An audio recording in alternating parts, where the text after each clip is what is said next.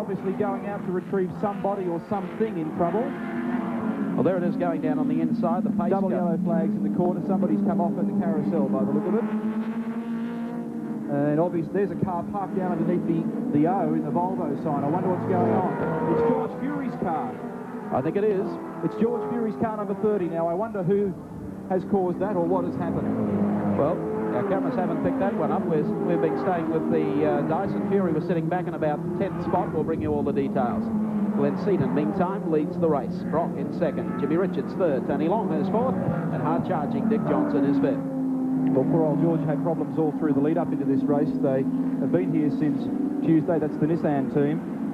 He wasn't getting his car up to full boost, and George was laying in 8th position in the opening few laps of this race. And he is the championship leader after 2 rounds. Here comes Dick Johnson again. Beverly Brock keeping an eye on the times that Peter's recording. Double yellow flags down at the end of the circuit, where we see a break in the tyre wall down there, and that's where George Fury has gone off. The drivers, no passing through that turn. Some interesting things starting to happen here now. You'll notice that Johnson is quite obviously hard underneath the back of Longhurst. Perkins is getting a bit closer to Johnson, and Alan Grice indeed is following all that, so we're going to get a concertina effect here ultimately as they all start to form up behind Peter Brock. Not detracting from the man, but the car is just fractionally slower at the moment than the lighter cars, and that'll mean that if anything, young Glenn's going to be able to get away. This is exactly the scenario Glenn wanted. He wanted to make the jump at the start, have Brock in second, because he knew that the tyres on Brock's car, a bigger car, would fall away, and perhaps he would just manage to keep these other guys at bay. The threat in this race to Seaton, obviously, are the 2 black cars. Jim Richards was saying yesterday he felt they had the capacity to run the whole 60 laps and keep their lap times up. That's Denny Holm, car number 10. Ford Sierra, Donna Cosworth. This is the 2.3-litre engine, only the single cam 2-valve model. And the 1967 World Formula 1 champion out with problems. Neville Crichton is due to drive that car. He's in the United States this weekend. And this is the battle. Tony Longhurst versus Dick Johnson, who is Queensland's leading touring car driver. Loves to shine on his home track. And loves Lakeside in particular. I was posing the question, who is? Car number 3, the JPS BMW all over Peter Brock. Here comes Johnson down the inside this time of Tony Longhurst. He won't back out of it. And Dick Johnson takes Longhurst. That moves him 1 more spot up. There's only Jimmy Richards ahead of him. Then he's after Brock and the race leader, Glenn Seaton. That was a chain reaction set off by Peter Brock. You probably heard me draw a breath as they went across the top of the Motorcraft hill. Brock got awfully sideways. And I think the 2BM started to make moves towards getting out of danger. That was all Dick Johnson needed. His cue was taken and away he went. Through on one of the BMWs. Now he's breathing on Jim Richards.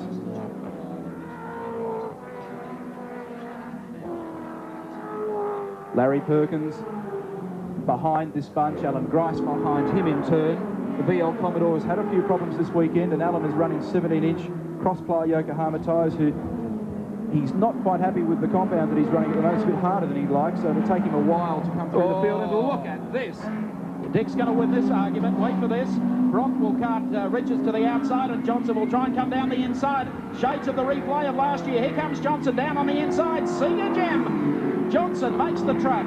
Now moves up into third. The race leader, Glenn Seaton. Peter Brock in second. Dick Johnson third, and going after them. And the Queenslanders in front of us have gone absolutely berserk at this. And what great driving from all 4 not to exchange paint. I'm quite sure the reaction here has been better than if Wally Lewis had walked across the lake. They come out of the carousel. There's Brocky trying to hold it down. Johnson sits in the draft.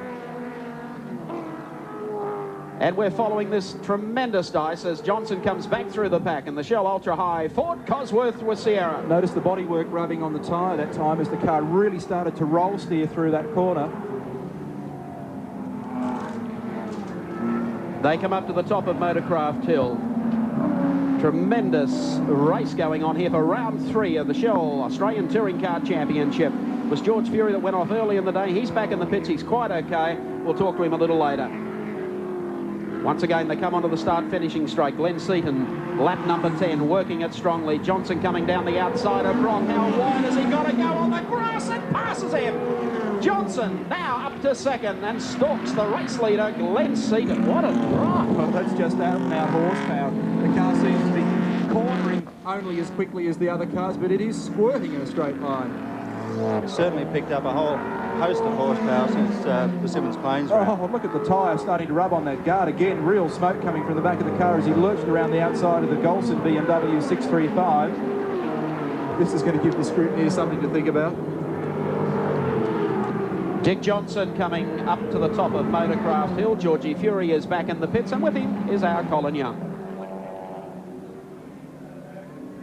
An explosion inside the car. What happened, George? Well, I was just braking for the bottom corner of the carousel there, and the whole car just seemed to explode inside, and it started burning, and all the bits and pieces inside the car started to burn,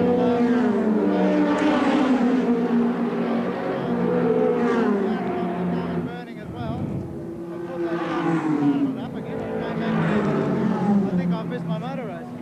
You're not hurt in any way? No, just a bit stunned. It was, one of those petrol-type explosions. Well, George Fury out of the race with an explosion inside the car and a new hat coming up. What a race we've got going here as Jimmy Richards puts the pressure on Peter Brock, pushes him wide, and Longhurst comes through, almost clips the front of Brock's car. There's a 1-2 through on the inside. They're doing plenty of racing. Tremendous stuff. We're getting some fantastic racing out of this round, because while all that was happening, Larry Perkins comes up and passes Brock. And keep in mind that Grice is running very, very hard compound tyres. Don't be surprised if he comes into it just a little later. He's sitting in behind Brock at this stage. They work the start finishing straight yet again with Seaton, the race leader, Dickie Johnson running in second. And there's the gap, the race leader, and it's shrinking all the time. That was a great piece of driving by Larry Perkins in the NZ Connectors Commodore there as well, because he used his opportunities very, very well and snuck through on Brock. And Brock, if anything, is now falling into the clutches of Alan Grice. It really is hard to keep an eye on 7 or 8 of Australia's top drivers battling in this one. Look, the most fantastic thing being that the amount of passing we've seen and how close they've been running. There's been no biffing and banging. They're just doing it as hard as they can. Just look at the way the car's working beneath the Dunlop Bridge. There's Perkins in the NZ Fluid Connectors Commodore. Brock sits behind him, and Grice now moving up right behind Peter Brock. As they go to the top of Motorcraft Hill, work their way out of Shell Ultra High Turn, and down the roller coaster they come. Coming through the turn and working the front straight away. Here's Dick Johnson sitting in behind. And in race cam, of course, Alan Grice is now tagging Peter Brock, making it up through the pack, coming down to the right-hander at the carousel. There's Grice, Bob Jane T-Mart's Commodore. A new VL model Commodore, having its first outing here today at Lakeside International Raceway. They crest the top of the hill and work their way down to the Dunlop Bridge. Greg Hansford, meantime, sits on the tail of Alan Grice, so we have a real race going from 1st to 10th spot.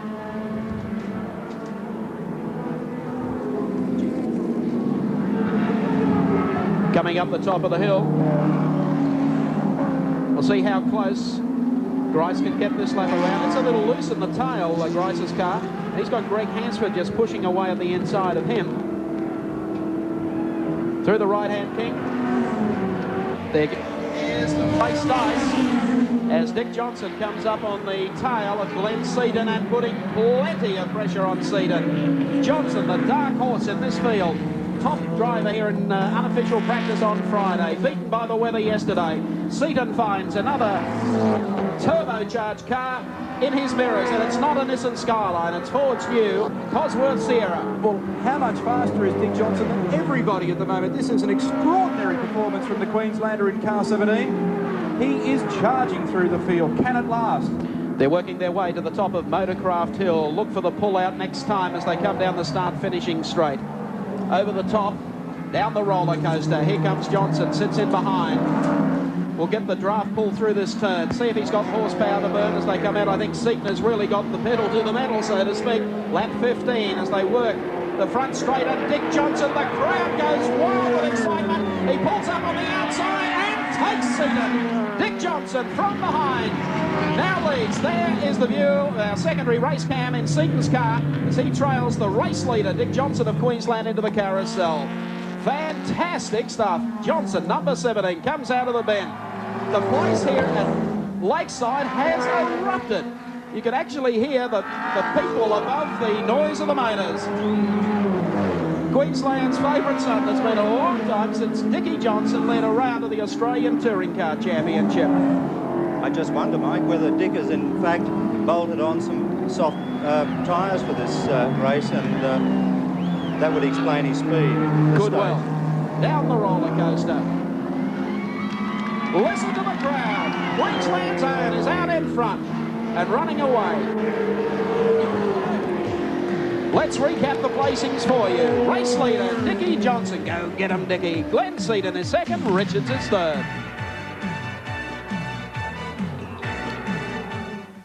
I like to change my cars, but I never change my oil.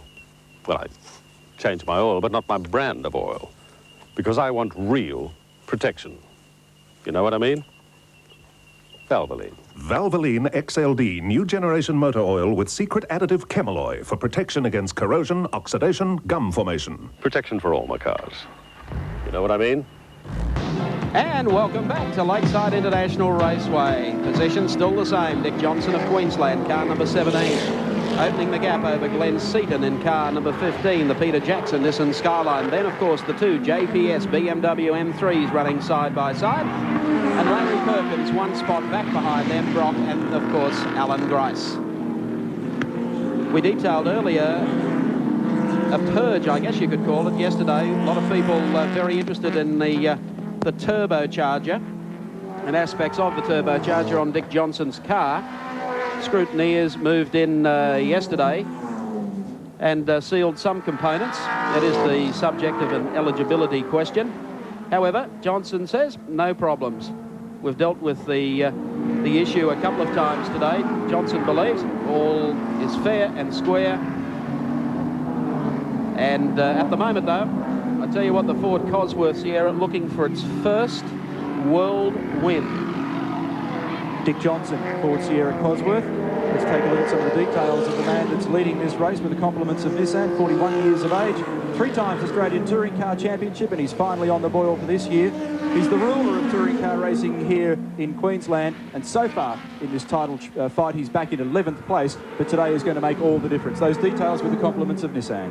One man who should be happy with the way the car is running is the team manager, engineer for Dick Johnson's team, formerly of the Peter Brock Holden dealer team, Neil Lowe, and of course Colin Young has him in the pits. Neil, a few smiles at the Dick Johnson camp today. Yeah, it's just a few. It's different from last meeting, isn't it?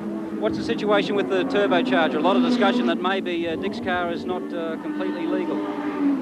At the moment, there's only a lot of discussion, and all the discussions come from the other teams.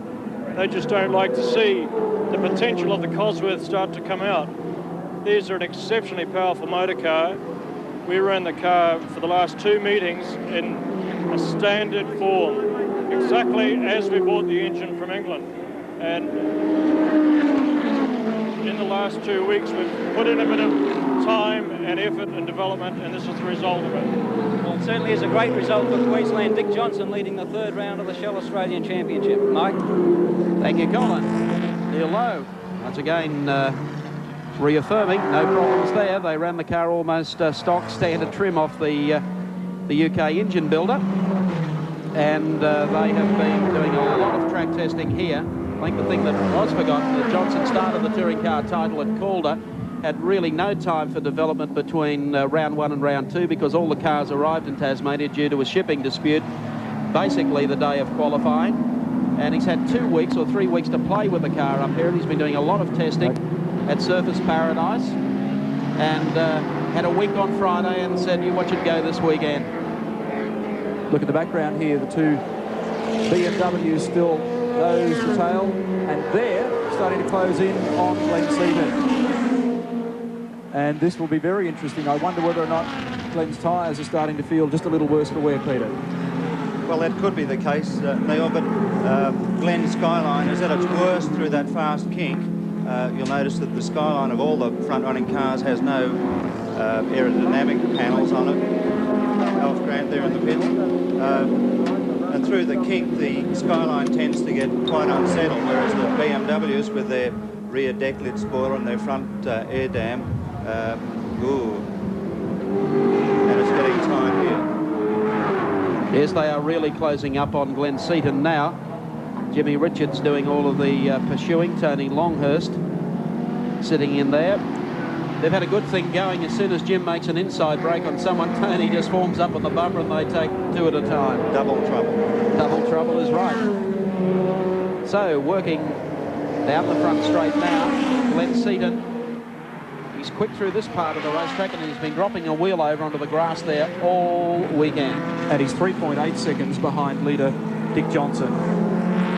No need to give you any gaps between the next three drivers, that's for sure. Seaton and the two BMWs in hot pursuit, Richards and Longhurst. Through the shell sweeper there beneath the Dunlop Bridge and on the way to Motorcraft Hill, Seaton got away the last lap over Richards and Longhurst. Once again up to the top of the hill. From about this spot on is about the only time that Jim gets onto the bumper of the Nissan Skyline.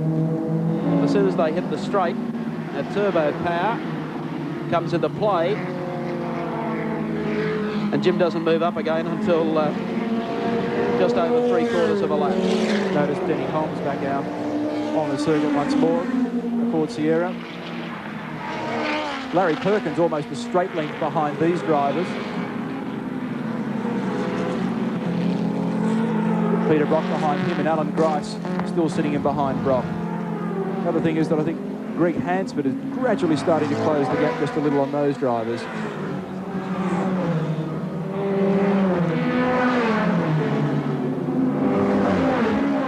Case now of Glenn having to think very carefully about some defensive driving, but he hasn't thought quickly enough. Jim Richards goes through on the inside. Good move. Very cleanly done, and Tony Longhurst is going to have 20 cents worth of this as well. Well, that hasn't worked. The old 1-2 double trouble that Peter mentioned didn't work that time. And we'll see whether or not Tony can effect a similar pass. That entry into Hungry Corner is a Jim Richards specialty. I can recall 2 years ago he nailed Dick Johnson entering there. Here they come. Richards running in second, third spot. Of course, is Glenn Seaton. They've covered 25 laps of round 3 of the Shell Ultra Australian Touring Car Championship so far. The next pass we expect, or we're anticipating, will be Seaton and Longhurst. Jim's got a good break, actually. He's going for it. Coming down to Hungry Corner. You can see the gap that Richards has been able to pull out on Glenn Seaton. Meanwhile, Tony Longhurst comes up right on the tail of the Nissan Skyline, and as they come down the roller coaster off Motorcraft Hill, they're going to come up on quite a deal of traffic. Tony doing a good job. Andrew Medicki in the pits in the Oxo Ford Sierra with problems under the bonnet, as you can see.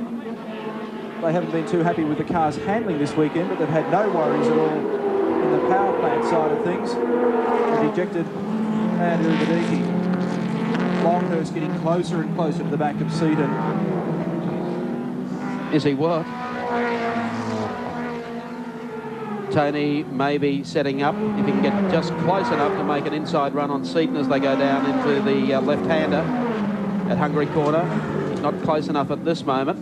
This is where Richards was able to nobble Seaton 3 laps ago. But he stayed in touch with the 21-year-old for the last lap of Lakeside. You can see just how effective the BMW is at being able to nibble away at the back of a bigger car. Tony has the ability even mid-quarter to change his mind and say, OK, I'll try an inside run here. No, I might run for the outside. Fred Gibson is no doubt a worried man. And that's the advantage of having a 960-kilogram car. Yeah, with horsepower. And the scraps between two of the young lions of touring car racing, 29-year-old Longhurst, 21-year-old Seaton.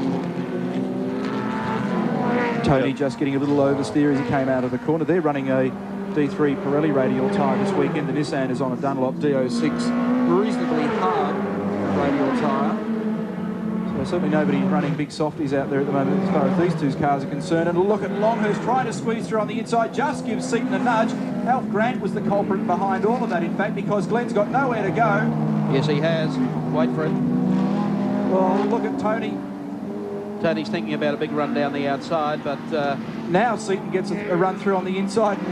He was very lucky to get away with that, because initially Alf couldn't do much about it. It was just in the way. That allowed enough room for Tony to get up and nudge Glenn. The cards fell the right way for Seaton that time. Seaton again puts a wheel out onto the grass as they go through the left-hand kick. Down to the carousel. So a very interesting Australian Touring Car Champion National Raceway, lap 30 of 60. And of course Dick Johnson of Queensland is still the race leader in car number 17, but the man who has been stalking him for the past 6 or 8 laps, Jimmy Richards, is starting to gain a little on Queensland's number 1. At the rate of around about 0.4 of a second per lap. The gap is now 3.01 seconds. You'll see here, there's second place Jim Richards. The gap back to Glenn Seaton in the background, 2.2 seconds. Tony Longhurst hard in behind him, and a further 8 seconds back to Larry Perkins. All the ingredients for a sizzler of a finish. Well, you consider there's another 30 laps to come, and weigh into account things like tyres and how tired they'll be, brakes, how hot they'll be, and how the driver's going to fare after a good hour's sprint racing. A man who probably felt quite confident about the success of number 15, Glenn Seaton, is the Peter Jackson Nissan team manager, Fred Gibson, and Colin Young is with him. Fred, up until today, you had the fastest turbos in Australian touring car racing. Well, I think we've still got a very quick car, Colin. It's not as fast as Diggy's. It looks like the day's got the wood on us. But, like, let's see what happens at the end of the day and what end of the weekend, really. No, Diggy's car is very quick in a straight line. It's come out of the blue and been very quick. It's interesting to look at the car to finish the race. You've been talking to Glenn. How's he going? Glenn's going fine. He's driving very hard and very quick in the car. It's a matter of how fast the BMWs are going to push it along. I don't think we're going to catch Diggy. He seems to be sort of pulling away in the race, but I think we keep the BMWs on us for the whole race. There's a lot of turbo talk in the pits. What's your opinion? I'm not saying. I'll wait till I hear the official results at the end of the day. OK, Fred Gibson still in a confident frame of mind about Glenn Seaton's chances. Mike. Thank you, Colin. He might well be, but Tony Longhurst is ready to take a little of that confidence and dent it at the moment, because Longhurst is working very hard indeed on the tail of the Peter Jackson Nissan Skyline. And while that was happening, we saw Alan Grice come out of the pits. As I mentioned before, he started the race with hard compound tyres and has had problems, had a half lose, went into the pits, and we spotted him coming out. In the meantime, though, Longhurst closing up on car number 15, Glenn Seaton. There's Dicky disappearing down the front straight. There's the man going after him, Jimmy Richards, in that magnificent little BMW M3 for the JPS team. What a fantastic little touring car the M3 is, despite all the problems of the opening round of the Bernie Eccleston's World Touring Car fracas in Italy. But full marks to Frank Gardner, who's put together 2 absolute screamers, perfectly legal cars for 1987. 285 horsepower is the figure the BMWs are producing right now, with more to come soon. So that's the bad news for the rival teams. Car number 3, Jimmy Richards, running in second, coming off the Motorcraft Hill. No problems at all for the JPS team this weekend. Went down and spoke with them this morning. Everything went fine in the lead-up. Very happy with their cars. They hardly did any laps of practice at all, and they were one of the later arrivals at the circuit during the week. And look at this, problems for Dicky Johnson.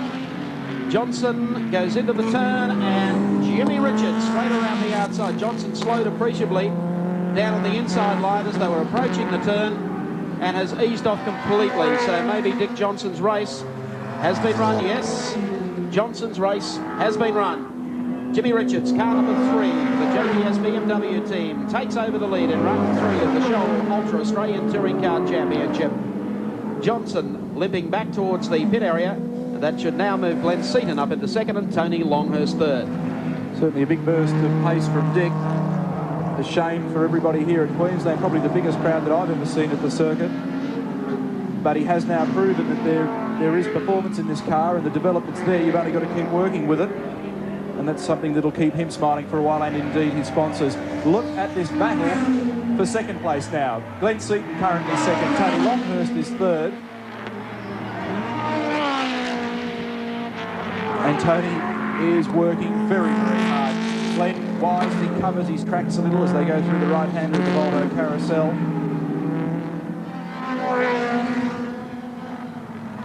Longhurst getting closer all the time. This time last year, Tony was driving the 325, now the six-cylinder version, and bowled a bit of a wide on the top of the track down there. And there's Dick getting out of his car. And he ripped the sump off the BMW, which probably turned everybody's cars inside out. Let's hope that things work out a little bit better for him this time. Dick talking with brother Dave. Dino Johnson, one of the men responsible for putting together this big effort by the Johnson team. We'll be having a talk with Dick in just a second, but in the meantime, Richards leads, Glenn Seaton in second, and back behind them, of course, Tony Longhurst and Alan Grice, who, of course, is down a lap because of the pit stop. I'd say he's gone in and come out maybe with some softer rubber on, because he's been able to hang in behind them for the last half lap. There's Grice, pictures from race cam. He's just going to make life that much more uncomfortable for Tony Longhurst. Well, knowing how much these two love one another, this should be entertaining. These two had a fracas in, I think, 1984 in a battle over the Alpha Series. But we'll come back and have a look at this battle later on. Something a little more interesting at this stage is just what did happen to Dick Johnson. Cole Young has the answer. Dick, out of the race, what's the problem? Well, actually, Cole, I thought we'd make a bit of a race of it this weekend. Being our own track and all. So we turned the wig up. It was giving us 1.8 bar a boost, which is great stuff, mate, because you can blow away in a straight line, which is the way the Commodores have been doing it all the time. So I thought, well, the old Henry can go past him any day. And unfortunately, the teeny little turbo that they got just couldn't hack the pace. But we know how to fix the problem, and we'll fix it before next race. Been a lot about talk about your turbo today. Is it legal? Mate, I reckon around about midnight tonight might show whether it's legal or illegal. I reckon we got a really good case, otherwise we wouldn't have put it on the car. Okay, Dick Johnson, great drive early in the race, but he's not going to win today here at Lakeside in front of his home crowd. Mike? Yes, Colt. Bit of a pity, really, to see Dick out, but look at this race, the scrap continuing between second place Glenn Seaton. The man right behind him, of course, is Tony Longhurst, and Grice in there just to make life unbearable for the pair of them, particularly if he can get a straight line shot at them. Try and pull back that lap and go chasing after the leaders. Here's Grice. Sitting right in behind Longhurst.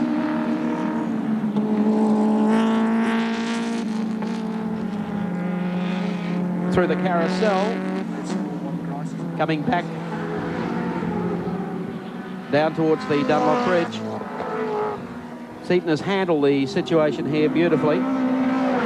He's been under a lot of pressure for maybe 20 or so laps.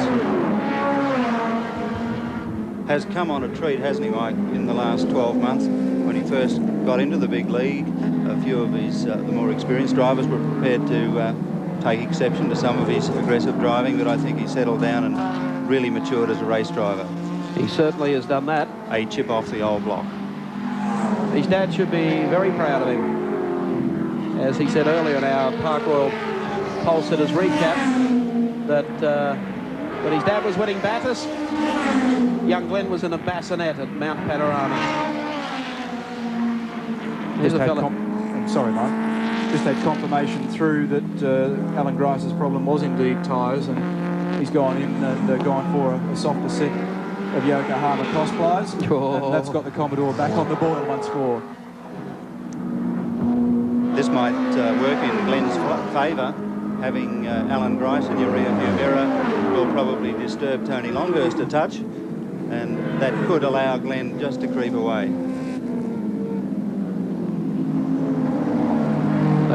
They head up to Motorcraft Hill again. Richards, meantime, opening the gap over Glen Seaton. So 1-3 at the moment for Team JPS BMW. As they go across the line, it's lap number 4. Shell Ultra High team today. Teammate Greg Hansford is in the pits. He's had problems during the course of the race. Winds up in the pits, parked next to Dick. And he was coming on strong. He was involved, of course, in that scrap earlier.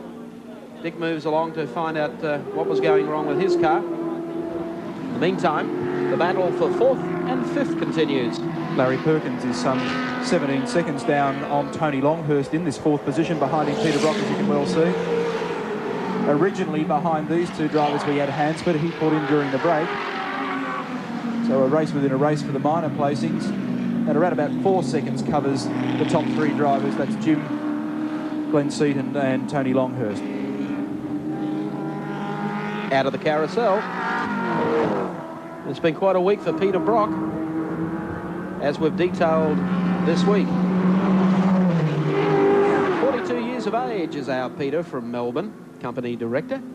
First in the 74, 78 and 80 Australian Touring Car title. 8 times winner of the James Harding 1000, 9 times Castrol 500 victor. And 6th in the 87 Australian Touring Car Championship with 18 points. Stats courtesy of Nissan Know How. Peter Brock knows how this week. The number 6 car was originally assigned for Gary Scott of Queensland, but Pete found himself without 0.5, his regular ride, on Thursday when Scotty was bedding in some brakes and a motor. He gave it the Errol Flynn touch, straight off the racetrack and into the wall, demolished the car, and Scotty is a spectator today. Brocky takes over the number 6 car. Not doing too bad at all, running 5th on the road at the moment. Brock's gone for a very hard suspension setup, realising that this was a 1-hour race. He didn't quite know how to prepare for it, and also experimenting with some new Bridgestone tyres this weekend, and they've gone for a completely new case construction. And Larry Perkins indeed using a new radial Dunlop tyre called a D14, an experimental tyre. The two of them at the moment absolutely nose to tail. That tells you how much the rivalry is between the tyre companies at the moment, how even they are, producing some great racing.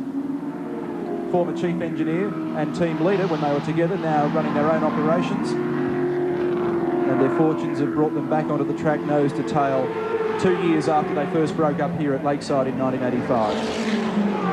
Perkins at the wheel of the NZ Fluid Connectors Commodore. Fastest hose doctor at Lakeside today is Larry Perkins. And Rocky and he have been having a great duel for probably now 10 to 12 laps.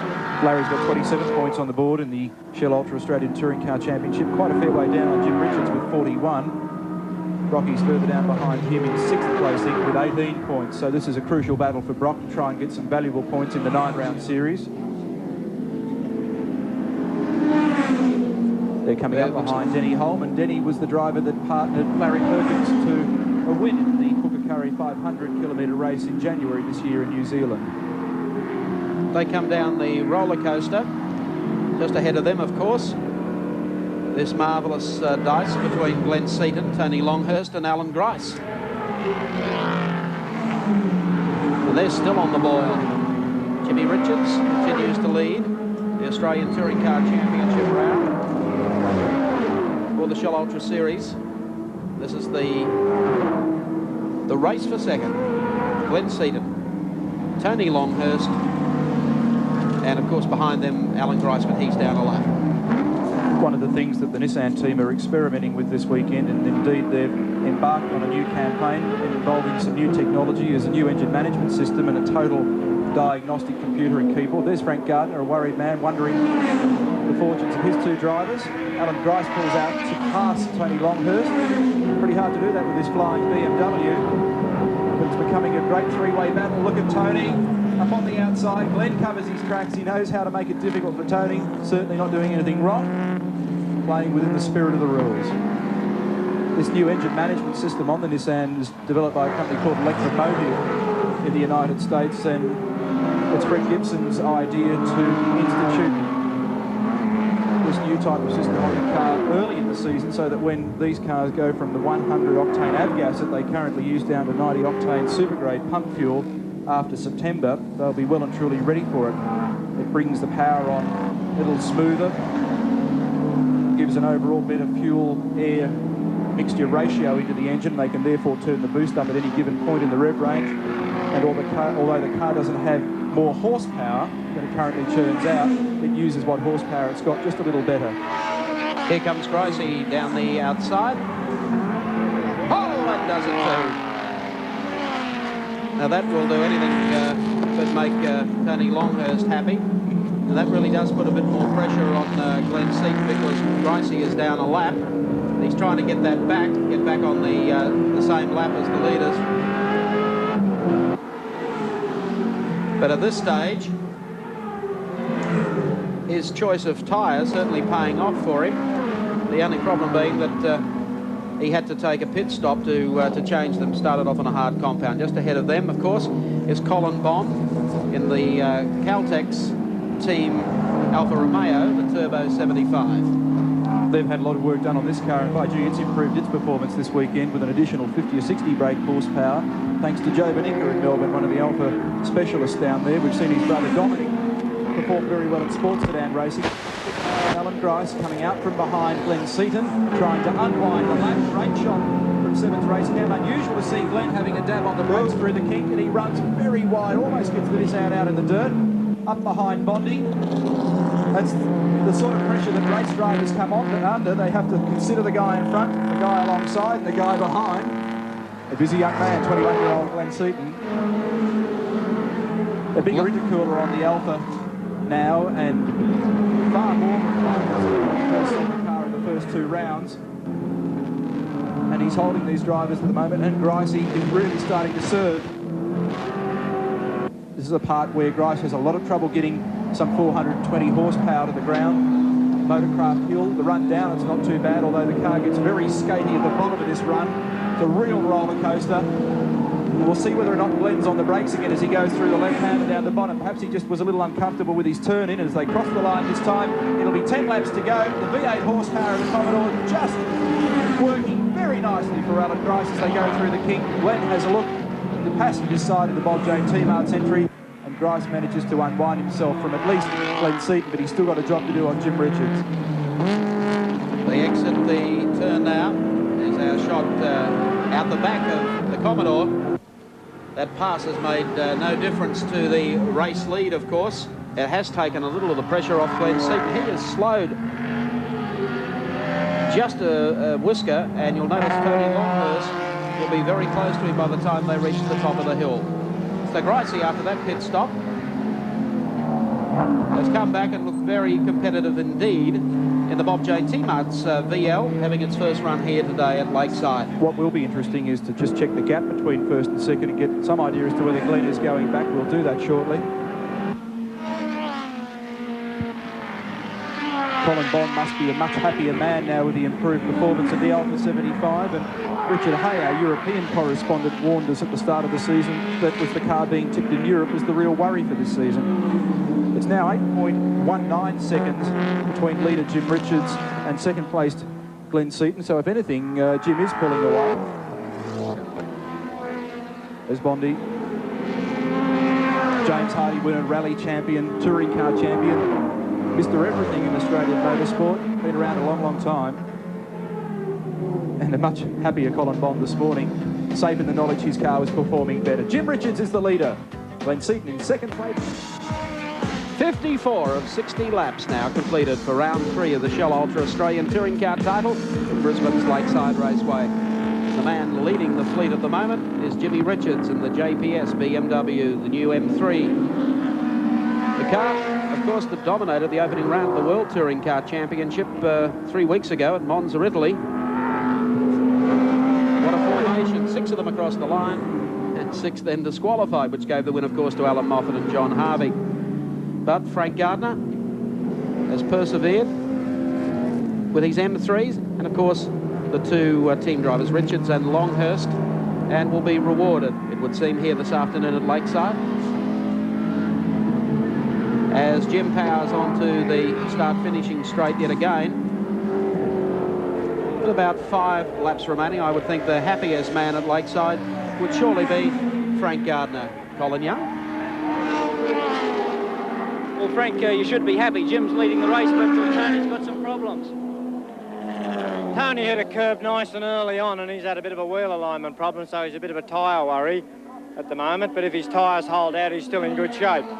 Can he get past Seaton for second, do you think? If Seaton has his way, no. Well, Frank, a lot of controversy a couple of weeks ago in Italy with the BMWs, but a fine performance here today.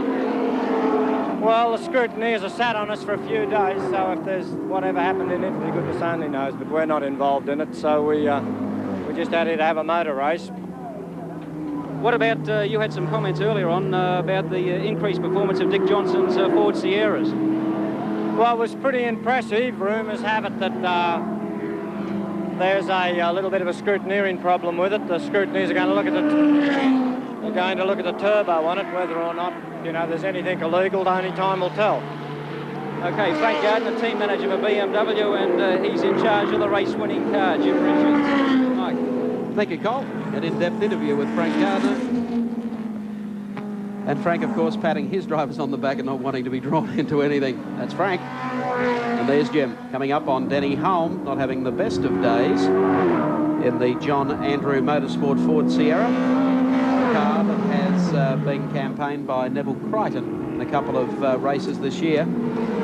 They're also hopeful of achieving the same development results as Dick Johnson for their car over the next couple of races. Performances for this little car so far in the championship haven't been too bad. Jim Richards, a 5th from round 1 after getting pole on the Saturday, 2nd down at Symonds Plains, and looks like he might climb into the winners' roster in today's round. Let's have a look at the actual gap between Richards and the battle for second place between Seaton and Longhurst. Richards in the foreground, and a country mile back to 2nd and 3rd. There they are, and Tony Longhurst working very, very hard at trying to make it a JPS BMW 1-2. Yes, you have to cast your mind back to the spot where Jim was able to nobble his way past Glen Seaton on the approach to Hungary Corner. Tony just wasn't close enough to be able to follow him through. And because of that, he's had to battle with Glen Seaton for the probably 3/4 of the race. They come out of the FM 104 sweeper. And quite clearly you can see the gap between 2nd and 3rd. 3 laps remain in round 3 of the Shell Ultra Australian Touring Car title.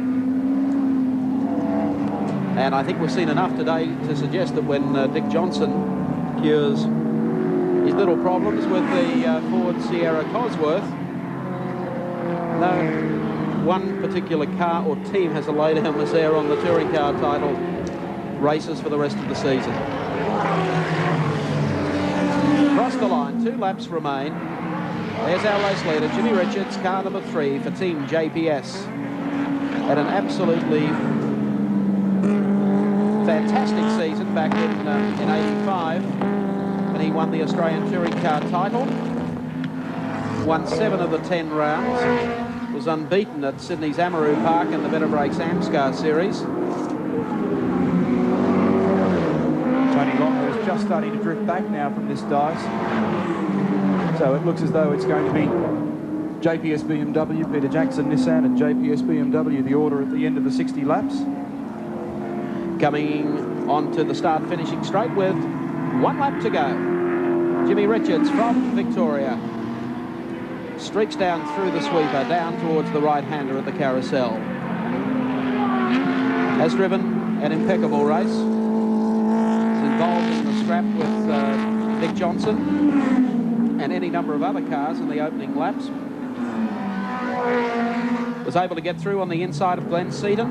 Once in front, he's opened the gap all the time.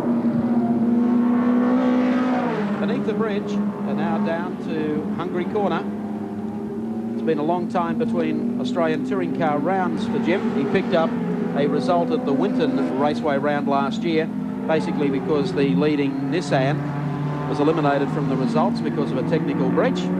Coming off Shell Ultra High turn, down the roller coaster. The last turn, this finishing straight, checkered flag at the ready, and Jimmy Richards is going to strike gold here today at Lakeside International Raceway. He takes round 3. Second spot will go to Peter Jackson Nissan Skyline driver Glen Seaton, who comes through the turn now And running third all the way to the flag is going to be Tony Longhurst.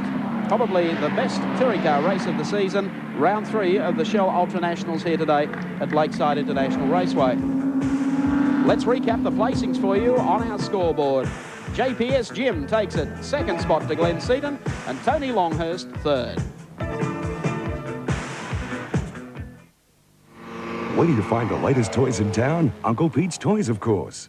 Yes, Uncle Pete's are the very first to have Alf, that furry little critter from Melmac. You've seen him on TV. Now you can take him home for $49.99. Here's the latest in glamour and adventure. It's astronaut Barbie in her sparkly outfit. She's really out of this world for $18. WA, and we've got a big afternoon of motorsport lined up. 6 events in total, and here's the cars out for our first event. It's the Sports Sedan Challenge over 8 laps. Let's look at the way they'll line up. Brian Smith has pole position in a time of 57.72. Alongside him, Dick Ward, 59.69. The second row of the grid, Alan McCarthy in the Big Monaro. Alongside him, Peter Finch in the Camaro. Position 5 is John Sizen in the Alpha. Position 7. So I think really looking ahead, which we've done that way, and we always do, we sort of might steal the march from some other people. The beauty of the system is the ability to be able to preset any desired combination with the computer keyboard. Bo Seaton and Trevor Jones visited the States earlier this year to tune up their knowledge on working this complex device. The data available provides an electronic window of opportunity to the diagnostic hounds. It's a new frontier. I can virtually speak to the motor car, and the motor car can now speak to me. It can tell me when it's hurting in places, like when it's starting to detonate. The computer will tell me that it is detonating, or that it is running too lean. It'll cry out, give me more fuel. It all comes back to just talking to the motor car. The new system has cost the team close to $100,000, but the investment will pay dividends when they cease to use 100-octane avgas in September. The Nissan engine will be able to then cope with the low-grade Super without dropping any performance. In fact, the increased power spread will allow the engine to breathe and lift the red line. It's very important for the engine to be flexible under all circumstances on a race car. With the previous system, we only had a spread of power between sort of 5,000 and 7,000 revs. And now with the new system, we've probably got a spread of power from 4,000 to 8,000. Well, yeah, it's a fantastic thing to drive now. It's a very hard thing to drive before. It's made it so much more drivable. It's not funny, which at the moment in lap times it hasn't paid off, but I think it will in the long run. The Nissan Skylines are already punchy pace setters, and with this new engine management system, they're likely to stay that way. Whether or not it transfers to results on the track, we'll know just a little bit later on this afternoon. Mike? A familiar face returns to a familiar place here at Wanneroo Park today. And I refer to Dick Johnson and the number 17 Shell Ultra High Cosworth Ford. You recall that Dick Johnson has had probably more electronic media coverage than the Grim Reaper in the last couple of weeks. That all surrounded a little turbo part at Lakeside a fortnight ago. Johnson was the talking point of all Lakeside conversations. His little Shell Sierra Cosworth was considerably faster than at the previous championship rounds in Tasmania and at Calder Park. Hometown supporters cheered themselves hoarse as the top banana passed car after car in his surge to the front. Tricky Dicky and his Shell team had spent a fortnight testing the turbo Cosworth, and he was always confident of a bowl showing. However, trouble was brewing. Johnson had modified a turbo compressor wheel by shaving 40,000ths of an inch off the blades. He claimed the rules allowed it. The CAM's eligibility committee didn't agree, so it was time for sentencing. 7 days for Johnson, 24 hours for teammate Greg Hansford. You how minor the alteration was to the part, they would not have given us a day, but probably 1 hour. The whole change to the part is 40,000ths of an inch, and I'll show you the part and the piece that we've machined off it. I guess we can only speculate who was right and who was wrong, whether 7 days or 24 hours is sufficient suspension or a deterrent.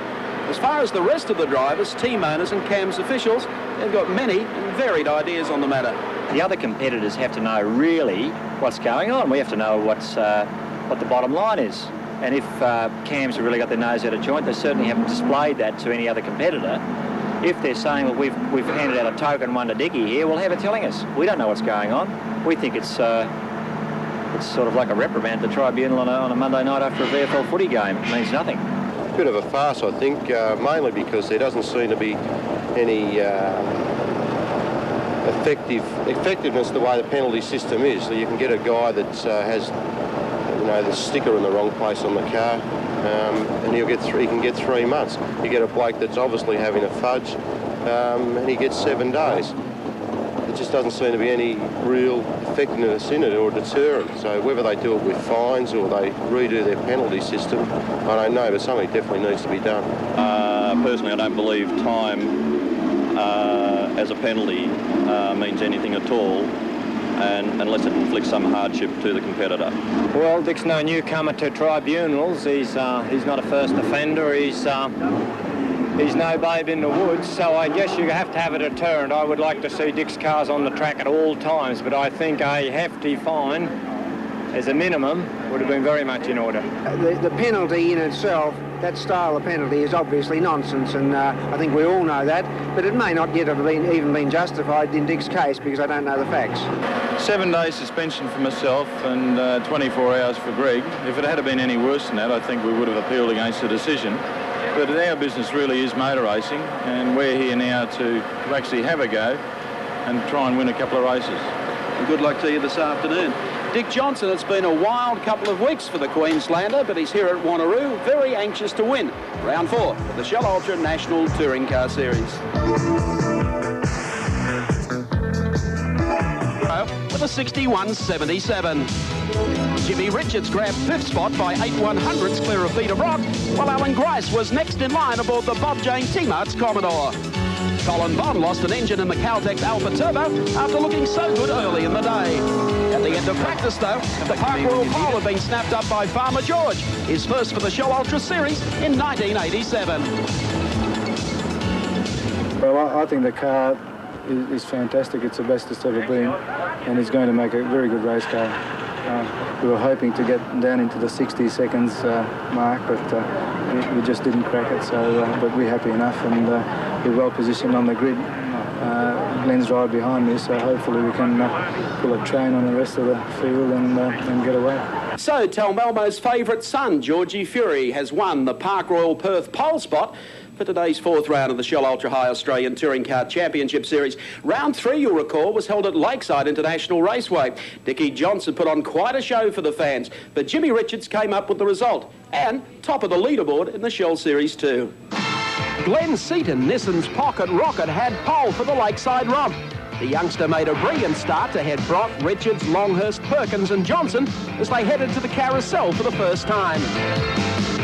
If the Brizzy fans had turned out to see Tricky Dicky put one over the visiting roadshow, they were not to be disappointed. Within a lap, he had the little Shell Ultra Cosworth wound up tighter than Ian Sinclair at a Flo and Joe Scott show. Johnson dispensed with Perkins, then got on with the serious business of splitting the JPS BMWs of Richards and Longhurst. The battle raged for 2 laps till he found an inside opening and powered through to 4th place. Richards and Brock were the next to feel the heat. Gentleman Jim was dismissed as the Sierra nose-down motorcraft, and 1 tour later, Johnson pulled off the widest approach shot in the book. He rounded Brocky and set out after Seaton's Nissan Skyline. Lap after lap, he wore down the skid-lid kid who'd been under plenty of pressure since the race started. Lakeside erupted when Johnson sailed by the Nissan to take the lead, but unfortunately the fairy tale was not to have a happy ending. Dick was pit-bound a few laps later with a troublesome turbo. With Johnson out, the Lakeside race developed into a fierce struggle between Seaton and Richards. Gentleman Jim finally surged to the 3:15. Glenn Seaton, the second of the Nissan Skylines. Position 4, Tricky Dicky Johnson of Queensland and the Shell Ford Sierra, 61.77 from 5.3. The series leader, Jimmy Richards for JPS BMW. Position 6 is car number 6, Peter Brock and the Mobile Commodore. From 7 is car 2, Alan Grice and the Bob Jane T-Mart's Commodore. From 8, car 4, Tony Longhurst, the second of the JPS BMWs. From 9.18 is Greg Hansford in the second of the Shell Sierras. From 10.75, Colin Bond with a fresh engine aboard. From 11 is car number 71, Western Australia's own Graham Hooley in the Commodore. From position number 12.96 is Tim Slako in the Rover Vitesse for Alf Barbagallo Cars in Western Australia. And a full field of 15. Simon Emmerling starting off position 14. John Farrell from 13. And, of course, Ian Love in Dickie Johnson's green Mustang, sponsored by Jessica's. He's the last man on the grid. Go Dickie Johnson, say the fans of Western Australia, with all the dramas of the last couple of weeks following Lakeside. It's good to see that Johnson is still competitive and starting on the second row of the grid. Keeping in mind, the top 10 cars out of 15 today are under the old record. So Peter Brock, who held the record here, still holds at the moment until we go racing, but 10 cars under that record in qualifying. There's Alan Grice in the Bob Jane T-Mart's Commodore. Keeping in mind, the 5th round of the Shell Ultra Australian Touring Car Championship will happen at Adelaide International Raceway next weekend. So for all our South Australian viewers, keep that in mind. It is always a super race on the Adelaide Super Bowl. Get out and see it. Glenn Seaton, 21 years of age. He'll be 22 by the 5th round there next weekend in Adelaide. And Larry Perkins looking so sharp in qualifying in the NZ Connectors Commodore number 11, sharing the front row, of course, with George Fury for Peter Jackson Nissan Skyline. 10 seconds away from the start at Wanneroo Park Raceway in Western Australia. Round 4 of the Shell Series, they're racing, and it is Larry Perkins who's gone. Fury has got problems. He's missed the start completely and is out on the grass to let them all go by. What an occurrence. Fury, the pole sitter, is limping around at the back of the pack. They come out heading towards the S's now, and it's Larry Perkins who takes over command. In second spot, of course, is Glenn Seaton. Then Jimmy Richards up smartly in company with Alan Grice and Dickie Johnson back one spot behind them. Graham Hooley and Tim Slarko had problems coming out of the right-hander at Shell for the first time. The two got tangled up, but they're still circulating. But what a disappointment for George Fury. The car limping around at the back of the field, obviously with some sort of a driveline problem when he dropped the clutch, but a stupendous battle for the lead at the moment, and it is Larry Perkins in car number 11 who has the lead. Glenn Seaton up to second, then the BMW. Alan Grice a good start up to 4th position. They come over the top of Motorcraft, down towards Yokohama corner. Grice pulling out, coming down the outside, Johnson the inside. Into the bottom turn, and Seaton on the inside this time of Larry Perkins, and takes him too. And look at Grice. And Gricey starting to unwind them now. Perkins drops into second spot. Gricey up on the outside, and Dickie Johnson now down on the inside of Jimmy Richards. Seaton back on the outside of Larry Perkins. A great scrap for the lead. Lap 1, 54 to go. In the Shell Australian Touring Car Championship race cam from Alan Grice's car, looking behind Larry Perkins as they go down towards the Chichelli S's. Seaton, Perkins, Grice in the Bob Jane T-Mart's entry. Lots of problems with this car, number 2, in the last couple of days, trying to get it sorted out on its rubber. They were testing here until well into darkness last night, getting the car right. They were back out again at 6 o'clock this morning. They seem to have found a tyre that's now working, and Alan Grice has shot up from a very poor position on the grid. They come through the Park Royal corner, now work Motorcraft Hill. Seaton will lead them. Georgie Fury, meantime, is into the pits, and a pit stop for George Fury. The car just limps in there, so Fury's run in round 4 has concluded. Seaton leads them down the hill. Larry Perkins in second. Then further back, there's Fury in car number 30. Very, very disappointed. They're under the back of the car. We'll have a pit report for you shortly. Meantime, across the strike, it's Seaton. Dickie Johnson coming up strongly here on the inside. He's having a great scrap with those 2 JPS BMWs of Jimmy Richards and Tony Longhurst towards the S's, and Perkins sitting very close indeed to Seaton. Seaton arrived here with the flu, a bad attack of the flu. Freddie Gibson sent him home to bed on Friday, but he looks as if he's up and running now. Well, he would know the pressure's on him. George Fury is out sitting in the pit area.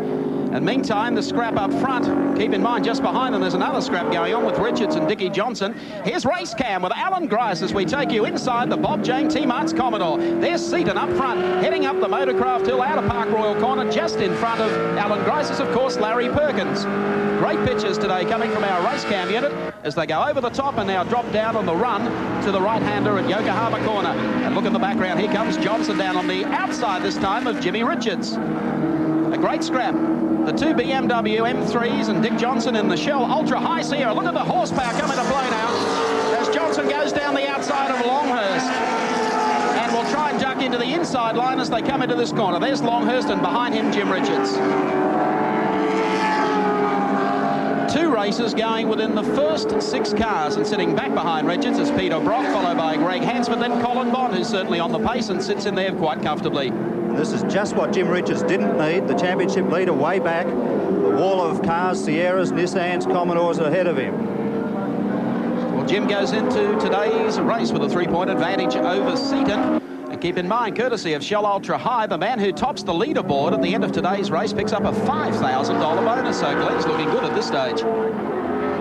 Frank Gardner has always maintained that the two black BMs would come on strong in the last 15 laps of the race when the tyre problems could afflict the bigger cars. At this stage, though, Seaton appears to be doing it quite nicely indeed as they swing back here. Look at Hansford making a run here on Peter Brock, and he makes good use of that. Bond sits in behind him, so it's Seaton, followed by Larry Perkins and Alan Grice, and Neil Crompton is in the pits, and I think with a disappointed George Fury. A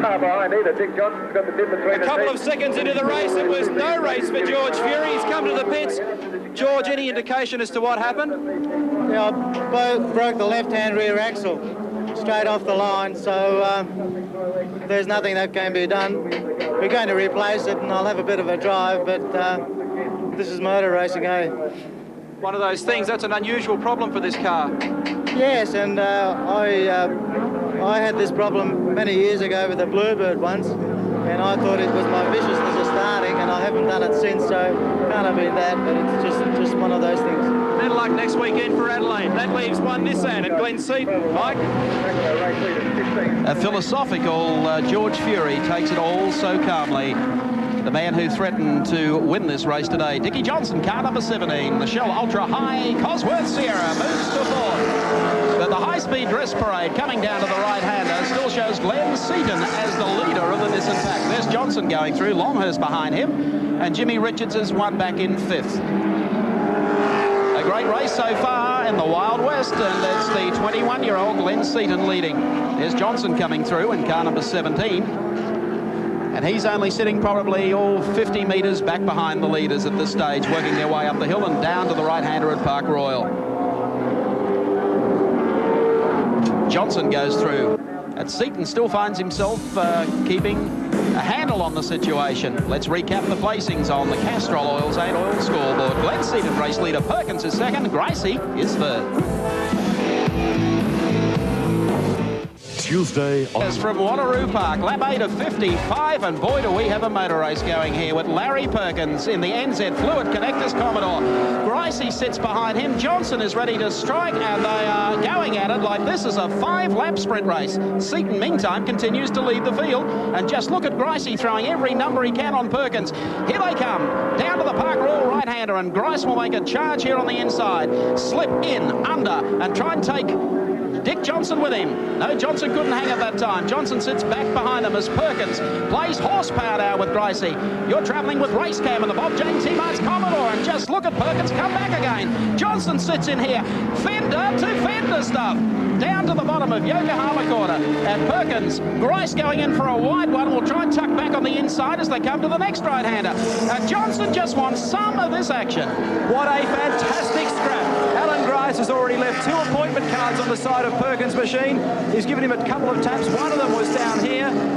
And Dick Johnson buying into this one as well in the Ford Sierra. Racecam once more. Alan Grice at the wheel behind Larry Perkins. VK Commodore versus VL.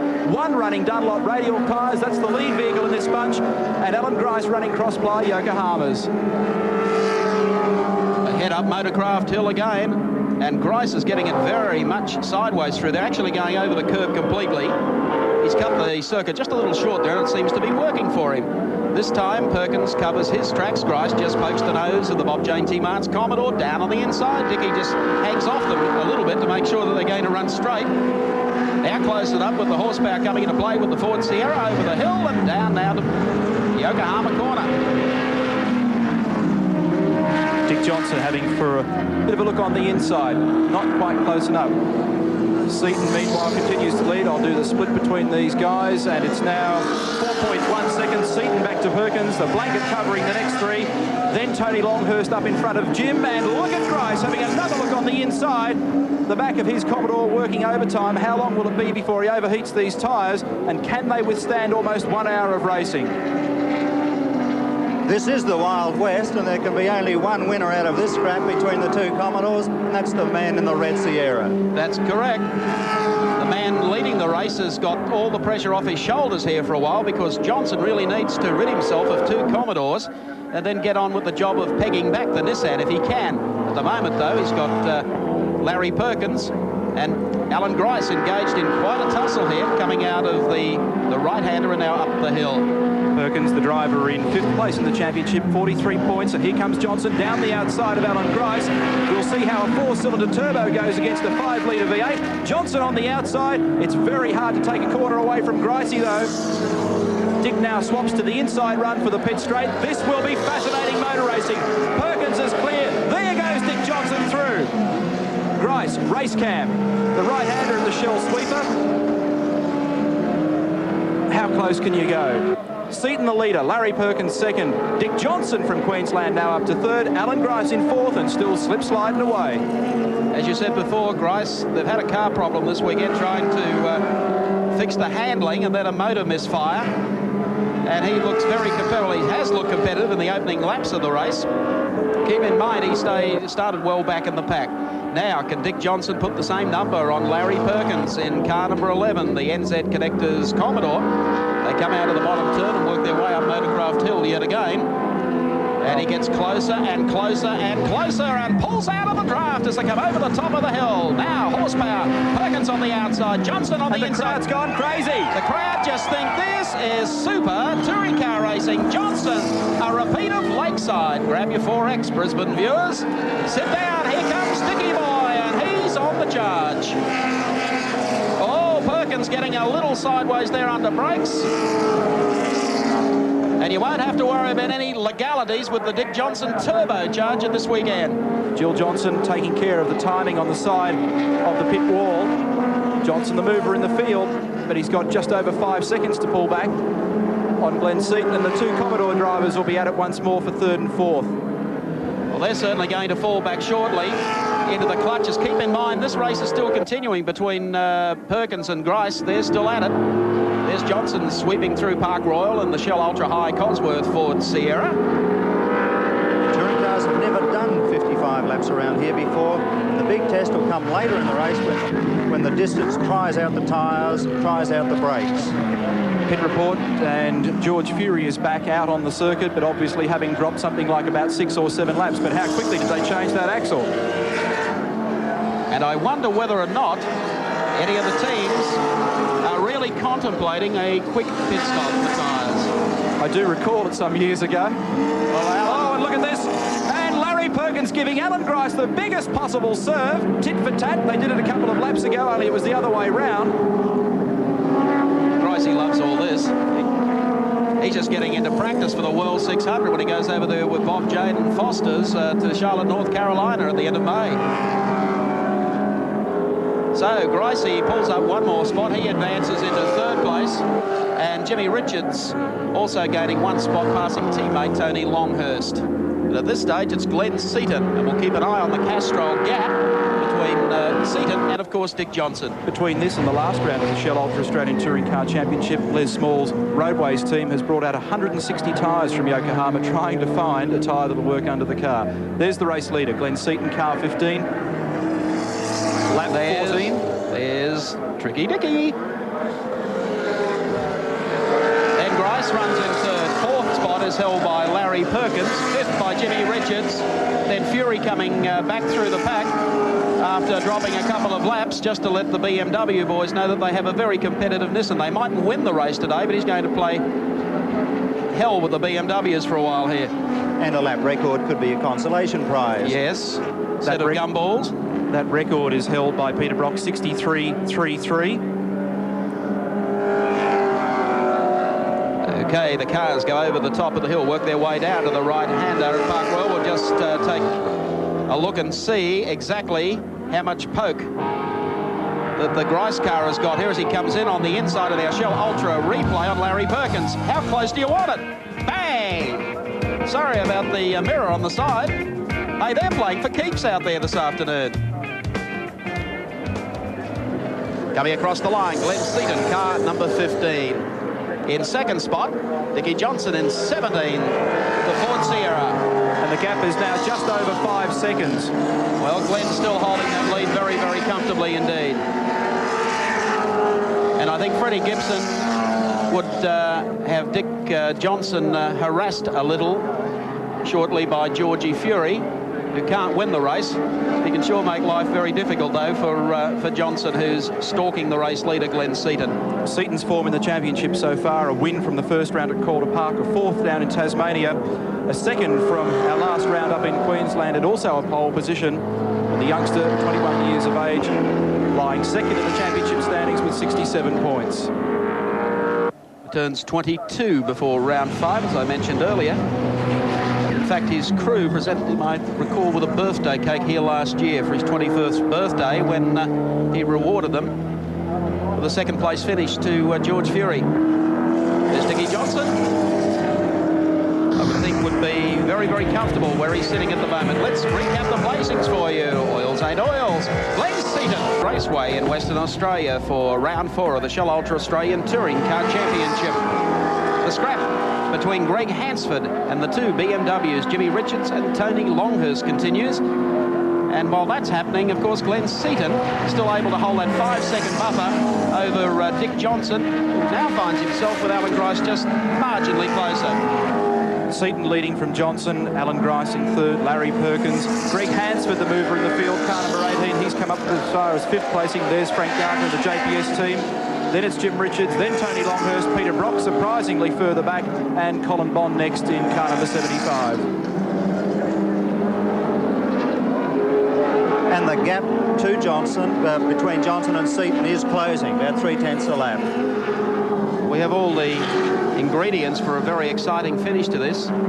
The big question, though, is tyres, and whether or not 55 laps around this very abrasive surface is going to see off Seaton's tyres and Johnson's, forgetting the Commodores, who are obviously going to encounter problems.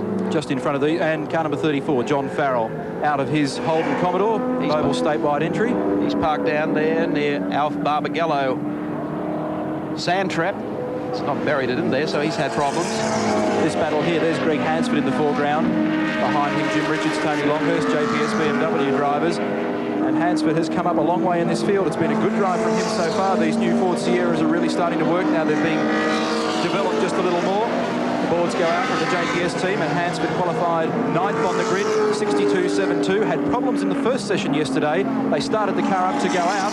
They noticed oil dripping out from underneath and had a split in the sump. The car had to be worked on, obviously. They re-welded it. Greg went out and did only one 30-minute session of practice, hardly got any time in the car on Thursday or Friday, and is now probably just starting to feel a little more comfortable in the car and working himself up much, much closer to the back of Larry Perkins in the NZ Fluid Connectors Commodore. Hansford, of course, has thrown out the plans of the JPS BMW team. Jim Richards, series leader going into today's race. But he's sitting well back at this stage. And in fact, as Neil has mentioned, Hansford is definitely the mover in the field. Look at him just closing here on Larry Perkins. Comes straight up on the tail of Perkins, pulls out of the draft, down on the inside. Perkins really hasn't given anyone a corner easy today. And he certainly hasn't given Greg one there either. Gap first to second, incidentally, Mike, is now 3.48 seconds. That's Seaton back to Johnson. So it continues to close.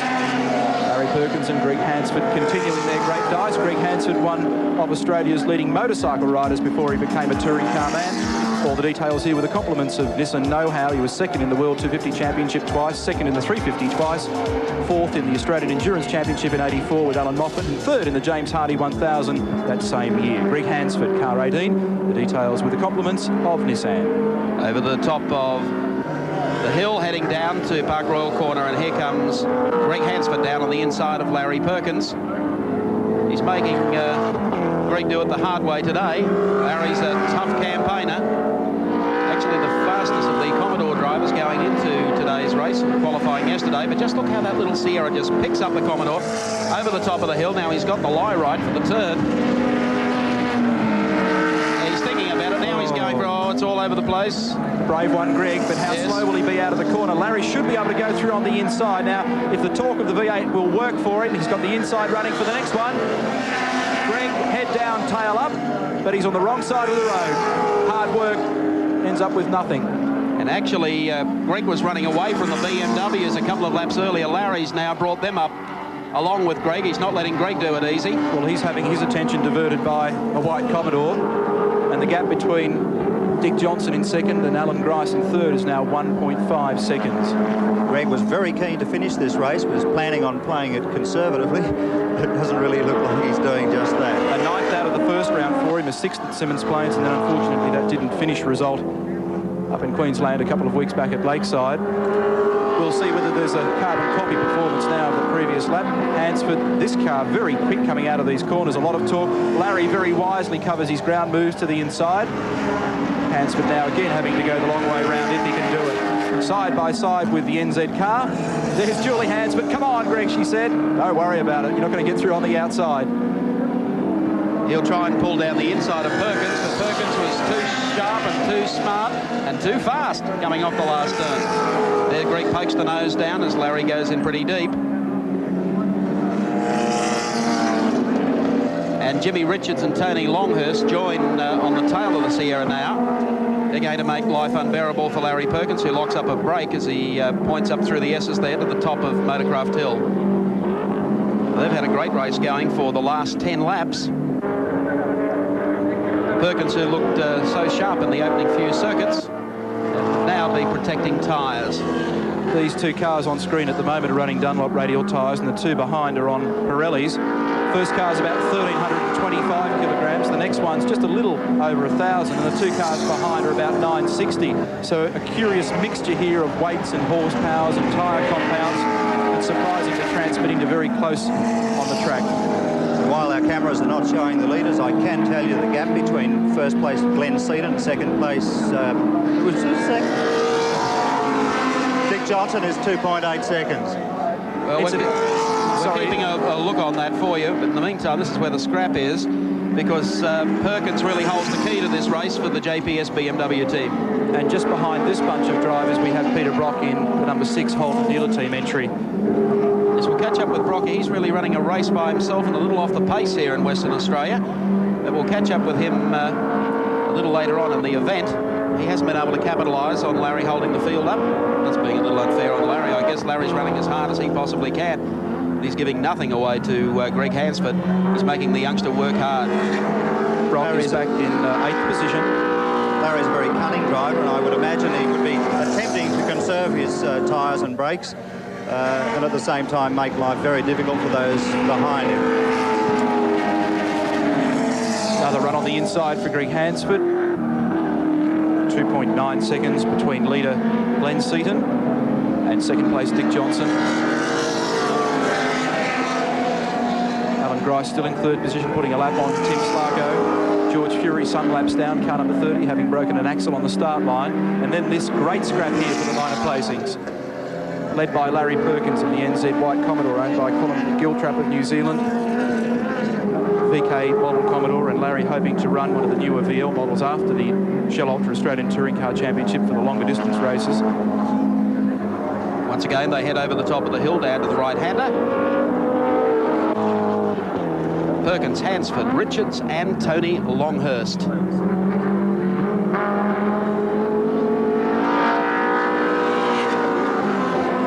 Check that gap again from first to second, just to keep an eye on it. And Dick Johnson's now 3.7 seconds behind the leader. Greg Hansford having a look on the inside again. He is braking so hard on that car at the moment. Race leader in round 4 of the Touring Car Championship is this youngster, Glenn Seaton, car number 15 for the Peter Jackson Nissan team. Coming up behind Ian Love in Dickie Johnson's old Mustang. Ian enjoying himself over here in the West, successful businessman.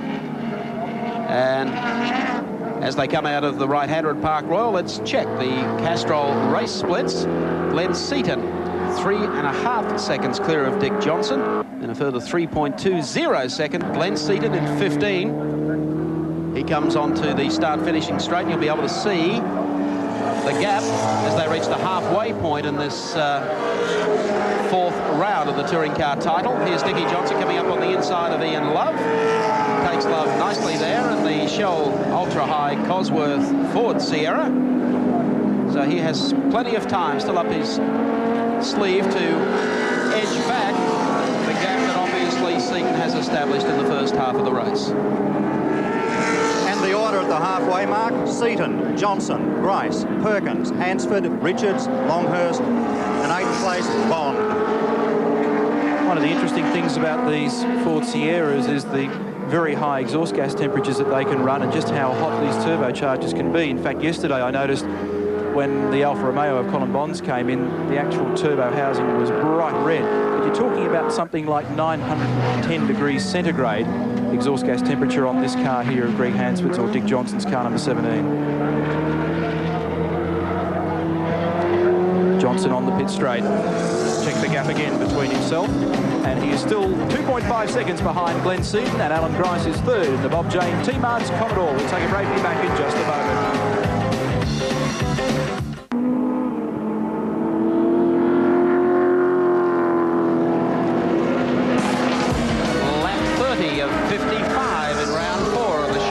Australian Touring Car Championship.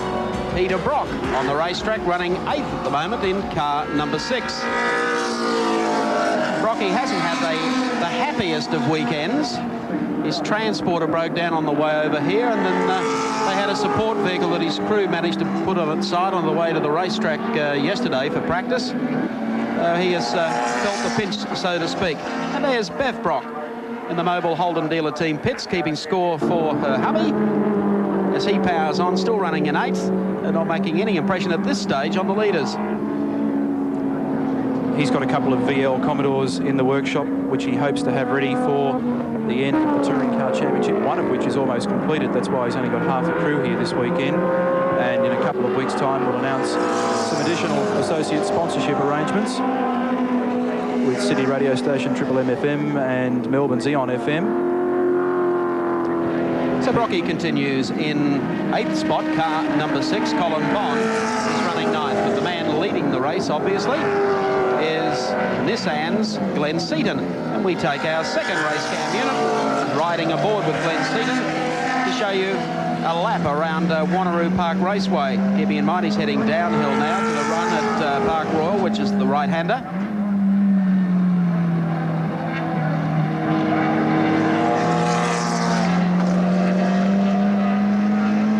Heading up Motorcraft Hill into top gear across the top of Motorcraft, and a run in 5th all the way down to this right-hander at Yokohama. Steady the car under brakes, nice and gentle on the gear shift. You notice that he uses every inch of the available road. Very, very smooth driver, Glenn Seaton. Completes his 32nd lap out of 55. Car just a little taily that time. You notice him working very hard to correct, and he would be probably around about half to 3/4 a lap ahead of Colin Bond in car number 75, the Alpha, Caltex Alpha. 9th position on the road. Peter McKay, what sort of a weekend has Bondy had? It's been a nightmare for him, hasn't it? Well, he arrived here full of optimism. The First Fleet reenactment, the splendour and excitement of our great day. Now captured forever on Celebration of Australia Day, the souvenir video. 90 minutes of highlights of the epic voyage and the big event to keep for the future, to share with your children and their children. Beautifully packaged, it's the perfect gift, especially for relatives and friends overseas. To order, call now, Sydney 212-0200, 212-0200. I love to go to an island, eat pineapple all day. Gotta have some fun, taste the tropical sun, cook the Colonel's special way. Our new burger is so nice, with a great pineapple slice. Oh yes, you come to the right place. The new pineapple and bacon chicken fillet burger, cooked with unique taste of 11 herbs.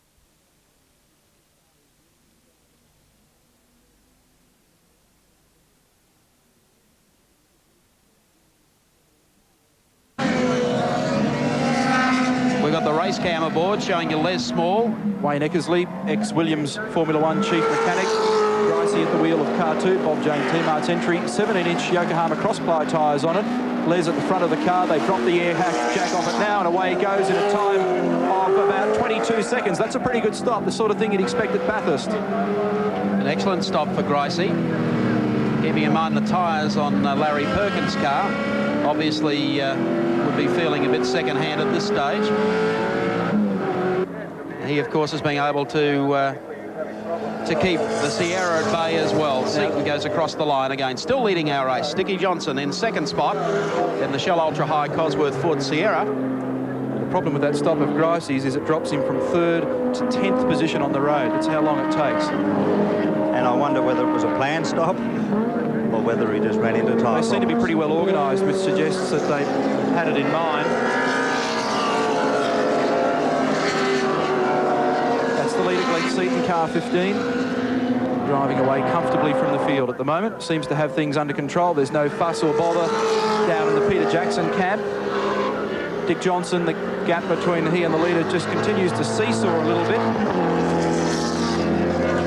And it's going to be a game of cat and mouse to the end to see whether or not either of these two cars knock their tyres around, or their drivers end up tired, or they wear brakes. That's the gap. Johnson just coming across the top of Motorcraft now. 5.1 seconds. And this will give you some idea of the gap then back to 3rd place as the drivers come up towards the Motorcraft hill. And the new 3rd place driver will be Larry Perkins in car number 11. And he, of course, is battling with Greg Hansford. There they go. It surprises me that he's been able to shake off Hansford. Hansford was very hot, picked Perkins up some laps back, gave him a tough time. Larry responded, and Greg has been sitting back probably a second or so behind him. So Larry Perkins continues for the NZ Connectors Commodore. And George Fury comes to the pits for the second time. The last few laps that he's been going by, the car's been making a dreadful misfiring sound.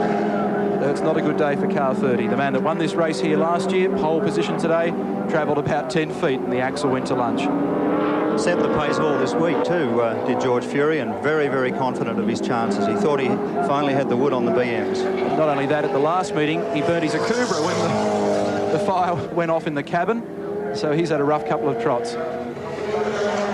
Yes, I guess the man everyone thought was a low-down messiah for the Australian Touring Car title this year, George Fury. Things aren't going so well for him. Graham Hooley of Western Australia. He's back in 11th position in the car built and prepared by Les Small of the Roadways team. And the good news for the Shield Seats entry is that Graham intends to complete the rest of the Shell Ultra Australian Touring Car Championship. He's been in racing a long time, 33 years of age, a local of course, racing for 12 years. First in the Wanneroo 300 street class, and also took out the big event in 1985. Those details with the compliments of Nissan and Digital. There's Graham Hooley going through the S's, and once again up towards Motorcraft Hill.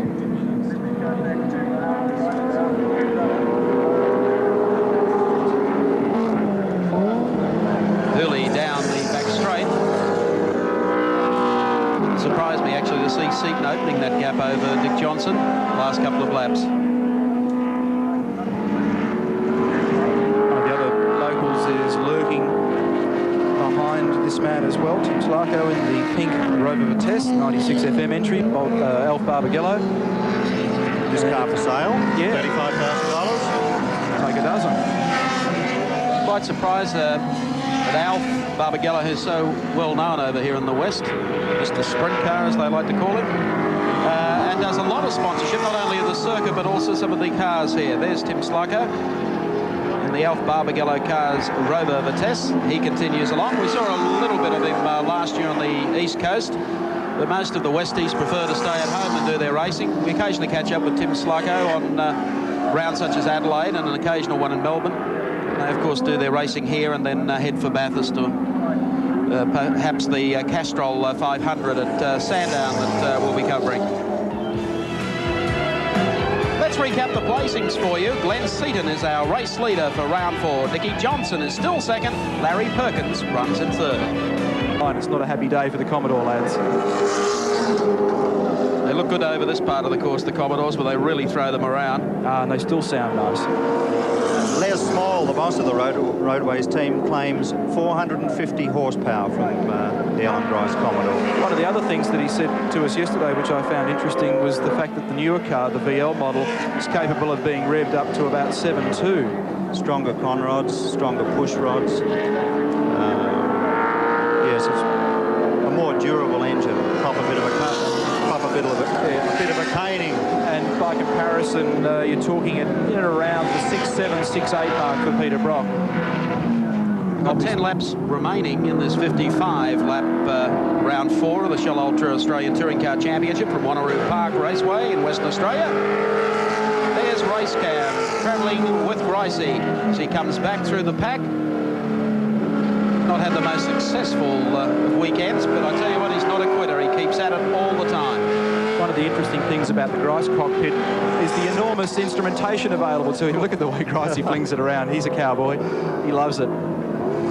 But he's got a brake balance bar just down to the left of the steering wheel, a little red knob that you can see there. That adjusts. You'll notice the arrows front to rear, brake bars front to rear, and then down on the right-hand side of the seat, he's got another more fierce brake bias arrangement. And then a great array of circuit breakers and toggle switches, and he's got temperature readouts on just about everything on the car, including a little computerized readout just over here on the right-hand side of the dashboard. You've obviously been studying the cockpit layout problem for Run and Bathurst. One can only dream. That's Gricey. And we've picked up Gricey for the Australian Touring Car Championship this year. Thanks very much to Bob Jane, because Gricey was planning on going to Europe, and when the World Touring Car Championship collapsed in one screaming heap, Bob jumped in and thought that Grice should be here running a Commodore, and he's added a lot of interest to this year's Australian Championship. And he's just sensational through here. Let's recap the placings for you on the scoreboard. This of Glenn Seaton leads the race. Dick Johnson runs in second, and third is Larry Perkins.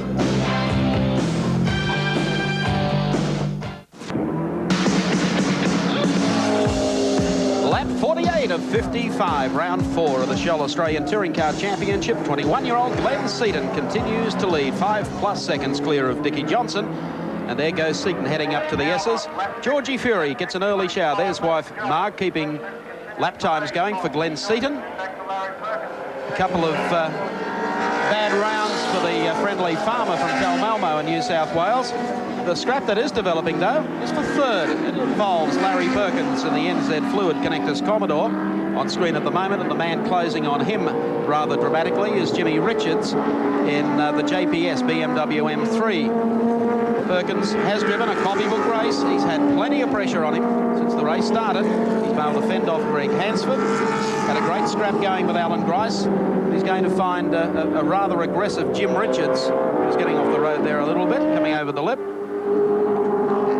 As the laps now dwindle, and Jim knows a certain third here will keep him probably on the leaderboard. Yeah, I'm just doing some calculations at the moment, and I think that Jim ends up with somewhere in the region of about 87 points. It's all if and but. We've still got laps to go, so I won't get too excited about all that. It would really be terrific if someone could come up with a point score system that the average person could understand. Well, you need a calculator, a slide ruler, a protractor, and then an hourglass to sort it out. There's so many points tables. And an IQ. That's the one I didn't bring with me. So Larry Perkins, here's Jimmy Richards, really throwing the little M3 around. Series leader after 3 rounds, running 4th at the moment on the racetrack.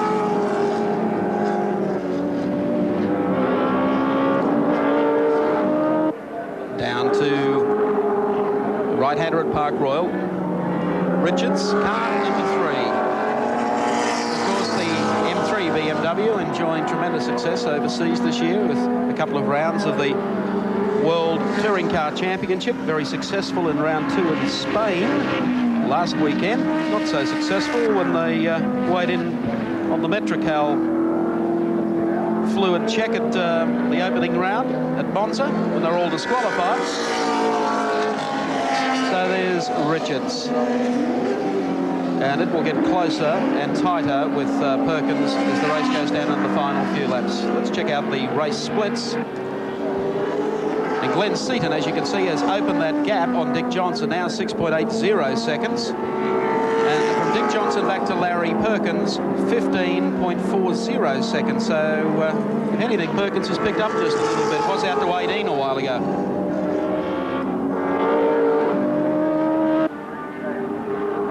Richards and Perkins still a dice for third on the road. Seaton, meantime, going very, very comfortably in car number 15. Johnson still running in second, and Perkins here in third.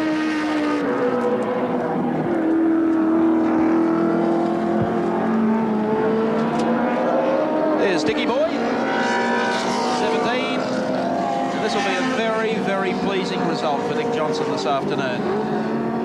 Amid all the controversy of the problems they had at Lakeside after coming through the field like a man possessed, and all the hoo-ha about the eligibility. 7 days suspension and 24 hours for his partner Greg Hansford. He's come back to Western Australia. He's given this race a very, very good shake indeed. And we expect the little Cosworth Sierra to get quicker almost at each outing. Dick has great faith in this car, very easy on tyres. And he's obviously enjoying being up at the front of the field after spending a couple of the years in mid to rear field in the Mustang. What'll be interesting is just how quick these cars are along that very long straight at Adelaide International Raceway next weekend. And again, we have presented with a new set of facts when there's certainly no rise and fall in the Adelaide circuit. She's all flat strap, big long straight, and a couple of squiggles up the back to make a nuisance of themselves, and that horrific bowl where tyres, the outside tyres on the left-hand side of the car, get a real workout. So again, not, I guess, all that favoured for the V8s, but what they lose in the roundabout, they pick up on the swing, because down that straight, they'll probably be really hauling. And Frank Gardner of the BMW team, a little pessimistic about his team's chances in Adelaide. He thinks that long straight might kill them. Talking about killing them, car number 4, Tony Longhurst, makes a stop. They had the boot of the car up. I wonder whether or not they were putting any fuel in. Pretty unusual thing to be doing at this race distance, unless they undercalculated their fuel requirements. Leaders on their 53rd, 54th lap, and now heading around towards gaining the last lap board. In fact, it's just gone out. So a little less than 1 lap to go for Dick Johnson here in second place. There's our race leader, Glenn Seaton. We're riding with Glenn, race cam, as he heads over the S's and heading up to Motorcraft Hill. It's been a copybook drive by Glenn Seaton, who of course had team leader George Fury problems with breaking an axle on the starting line, and had a lot of pressure in the opening laps from the Commodore boys. They dropped down to Park Royal, the right-hander, for the final time. And Seaton, in the Peter Jackson Nissan Skyline, still holding about a 6.8 second advantage over Dick Johnson, the Shell Ultra. Cosworth forward and down the hill now for the final time. That means the score for Seaton, a first at Calder, 4th Simmons, 2nd Lakeside, looking good for a win here as he comes out of Yokohama for the last time.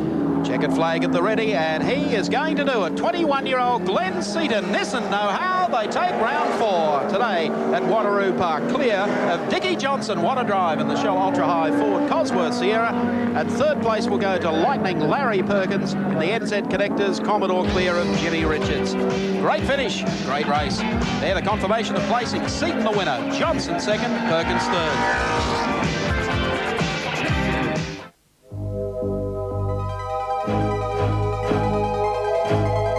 Raceway, Glenn Seaton has won today, takes 96 points and will now lead the Shell Ultra Series from Jimmy Richards and, of course, just back behind them, Larry Perkins. There's a lot more motor racing action to come on 7, and to have a look at our motorsport diary now, here's Neil Crompton with a sample of what lies ahead. Next week, we're back to the open spaces of Adelaide International Raceway that favour a distinctive horsepower flavour. The likely battle between the top teams is not to be missed. Mr Motocross, the worship symbol of every dirt bike rider, steps out of the summer closet, offering big money in the series opener for those who do it best in the dirt. Also in May, our cameras keep an eye out over the shoulders of the famous IndyCar drivers at the Brickyard Classic. We'll be with the Aussie connection when Gricey and Croz introduce a new flavour to NASCAR racing. Mix that in with a fantastic performance from you, Glenn. Yeah, got a great run. We got a brilliant start, which was probably half the advantage of the race. I thought there was going to be a lot of pressure put on by Dickie there for a while, but we sort of held the gap and had a brilliant race. Any problems along the way? No, the Skyline didn't have a problem all the way. We sort of had a little bit of brake lock up, but other than that, it was great. Things are looking good for you in this championship. Yeah, but there's still a long way to go yet. Looking forward to Adelaide? Yeah, I think so. A week's break should be good for the cars to get ready, and then I think they should go well at Adelaide. You don't think old age is going to get you along the way at 22? No, I don't think so. I hope not anyway. John Rose, Shell Retail Services Marketing Manager, makes the presentation. Congratulations. Great performance. Dick Johnson, if you'd like to step in for us as well. Excellent performance from that Shell Sierra. Well, at least the hairdryer stayed together this weekend, so hopefully, you know, we've solved some of the problems that we've had with it, and maybe next weekend it might even be one further up, we never know. The development of this car is really coming together, isn't it? Well, it's just a matter of time, you know, everything takes time, and time is what we've been lacking since day one, so hopefully now that we're starting to get somewhere, we'll be able to progress even further. What about Adelaide Raceway? Vastly different set of circumstances. Actually, I'm looking forward to Adelaide because, as I found out today, where our car is lacking is in the handling department now. As it was early in the year, it was lacking in the horsepower department, but we'll certainly relish in the conditions at Adelaide, I hope. Well, we're certainly looking forward to it. We've made the halfway mark of the championship, so we'll see what goes on from there. Dick Johnson, Neil. Congratulations, good performance. So Dick Johnson finishing second, Glenn Seaton taking out the battle today. We've got a very interesting battle coming up next weekend from Adelaide. I hope you can join us next week on 7 Sport.